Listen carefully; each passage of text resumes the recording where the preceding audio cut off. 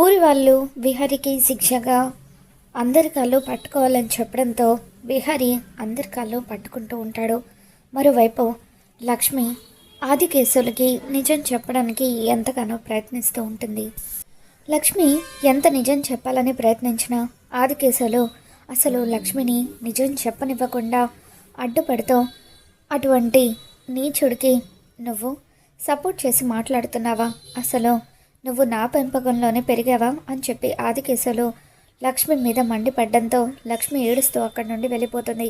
మరోవైపు సుభాష్ ఆదికేశవులు తనకున్న personal problems వల్ల మెటీరియల్ని సరైన సమయానికి సప్లై చేయలేకపోతున్నానని చెప్పడంతో అంబికకు ఎంతో ఆనందంగా మనం ఆ ఆదికేశవుల్ని భయపెట్టే పని లేకుండా మన పని స్మూత్గా జరిగిపోతుంది. వాళ్ళకున్న ప్రాబ్లమ్స్ వల్ల మెటీరియల్ని సప్లై చేయలేకపోతున్నారట.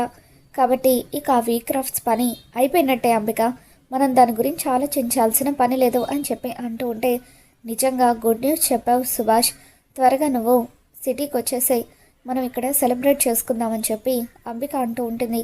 ఇప్పుడే బయలుదేరుతున్నాను అంబిక అంటూ సుభాష్ బయలుదేరి సిటీకి వచ్చేస్తూ ఉంటాడు. మరోవైపు విహారీ ఆదికేశవులు ఇంటి దగ్గరికి వచ్చి అలా బయటనే నిలబడి ఉంటాడు. లక్ష్మి కిటికీల నుండి విహారీని చూస్తూ ఎంతగానో బాధపడిపోతూ ఉంటుంది. విహారీ కూడా అలా బాధగా లక్ష్మి వైపు చూస్తూ ఉంటాడు.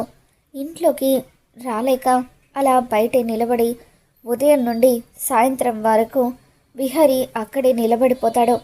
ఇక ఇంతలో సాయంత్రానికి ఊర్లో మైక్తో ఒక అనౌన్స్మెంట్ చేస్తూ ఉంటారు.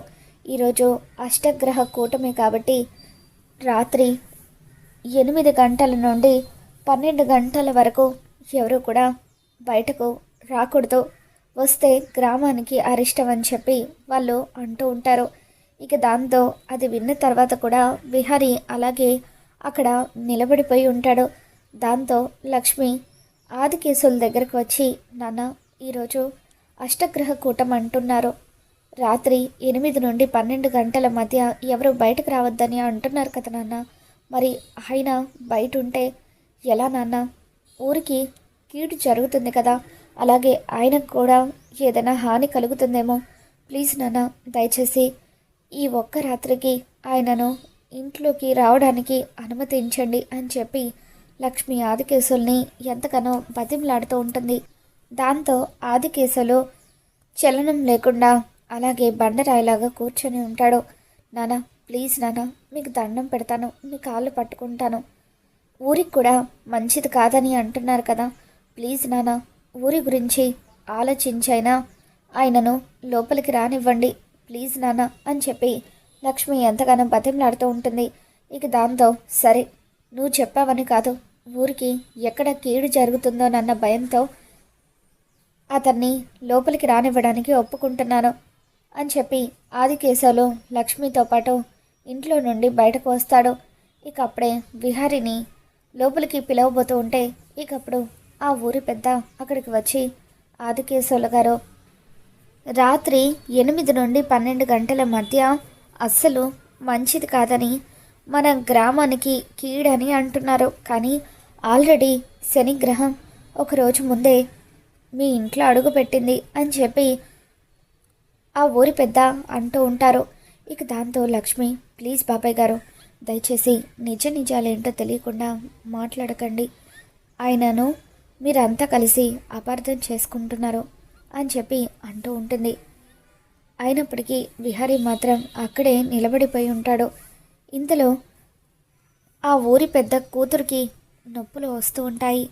నొప్పులతో తను విలువిల్లాడిపోతూ ఉంటే అప్పుడు ప్రెసిడెంట్ వచ్చి, ఏంటే నొప్పులు వస్తున్నాయా, ఈరోజు రాత్రి 8 గంటల నుండి 12 గంటల మధ్య ఎవరు కూడా బయటకు రాకూడదని అంటున్నారు, కాస్త ఓర్చుకో, 12 దాటిన తర్వాత సిటీకి తీసుకుని వెళ్తాను, ఈ మధ్యలో డెలివరీ జరిగినా కూడా పుట్టబోయే బిడ్డకు కూడా మంచిది కాదు అని చెప్పి అతను అంటూ ఉంటాడు.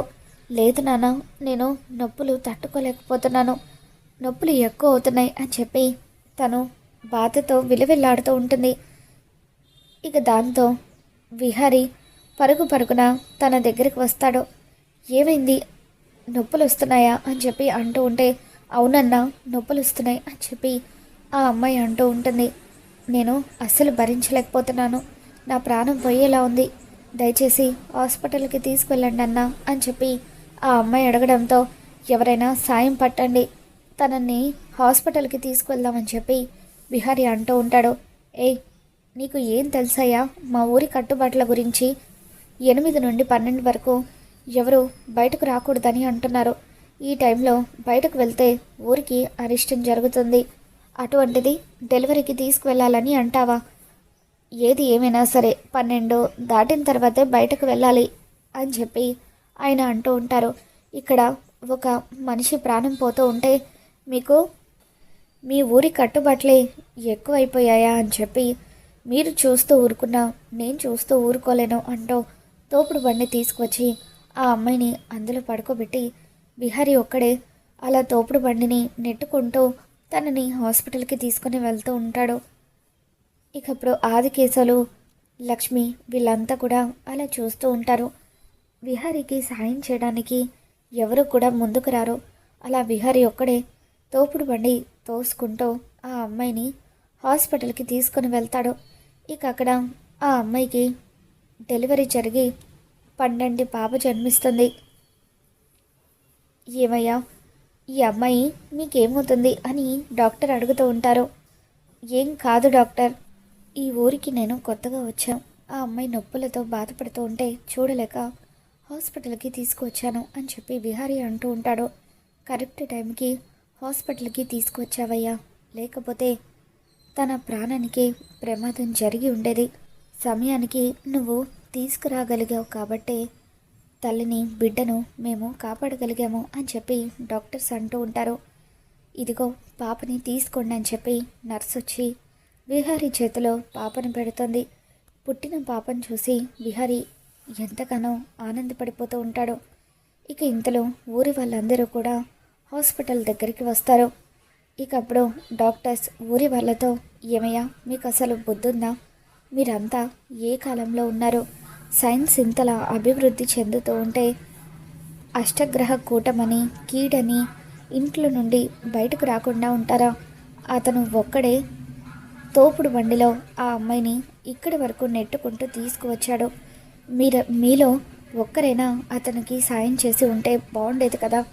అతను కనుక ఆ అమ్మాయిని సమయానికి హాస్పిటల్కి తీసుకువచ్చి ఉండకపోతే తల్లిని బిడ్డను ఇద్దరిని కూడా మేము కాపాడలేకపోయేవాళ్ళం. ఈరోజు అతనే ఆ అమ్మాయికి పుట్టిన బిడ్డకు ప్రాణభిక్ష పెట్టాడు అని చెప్పి డాక్టర్లు ఊరి వాళ్ళందరికీ కూడా బుద్ధి చెప్తారు. ఇక దాంతో ఊరి వాళ్ళంతా కూడా విహారిని పశ్చాత్తాపంతో చూస్తూ ఉంటారు. బాబు, మమ్మల్ని క్షమించండి బాబు, మీరు ఒక తల్లి బిడ్డ ప్రాణాలు కాపాడారు, కానీ మిమ్మల్ని మాత్రం మేము అపార్థం చేసుకొని ఎన్నో మాటలు అన్నాము అని చెప్పి వాళ్ళు విహారీతో అంటూ ఉంటారు. ఇక దాంతో విహారీ పర్వాలేదండి అని చెప్పి అంటూ ఉంటే, ఇప్పటికైనా నా భర్త మంచితనం ఏంటో మీకు అర్థమైందా? తనది ఒకరికి సాయం చేసే గుణమే కానీ బాధ పెట్టే గుణం కాదు.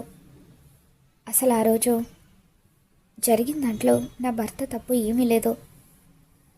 ప్రకాష్ నా భర్తను, నన్ను ఇద్దరిని కూడా దారుణంగా మోసం చేశాడు. కట్నం డబ్బు తీసుకుని పారిపోయాడు. అలా ఆ ప్రకాష్ చేసిన మోసం వల్ల మా ఇద్దరి పెళ్ళి జరిగిపోయింది. ఆయన నా తండ్రి ప్రాణం గురించి ఆలోచించి నా మెడలో తాళి కట్టారు.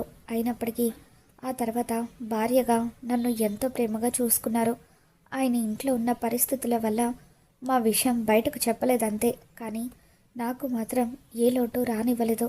అది నా భర్త గొప్పతనం అని చెప్పి లక్ష్మి జరిగింది మొత్తం కూడా ఊర్లో వాళ్ళకు చెబుతుంది. విహారీ మంచితనాన్ని అర్థం చేసుకున్న ఊరి జనాలందరూ కూడా విహారీకి క్షమాపణలు చెబుతూ ఉంటారు. అలా విహారీ కాళ్ళ మీద పడిపోయి ఊరి ప్రజలందరూ కూడా క్షమాపణ చెబుతూ, ఆదికేశవులు, నీ అల్లుడిని మేము కూడా నీతో పాటే తప్పుగా అర్థం చేసుకున్నాము, దయచేసి మమ్మల్ని క్షమించండి అని అంటూ ఉంటారు.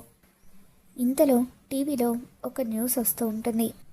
వీ క్రాఫ్ట్స్ కంపెనీ యజమాని ఎండి లక్ష్మి వీళ్ళిద్దరూ కూడా ఎంతో కష్టపడి కంపెనీని చాలా పైకి తీసుకువచ్చారు.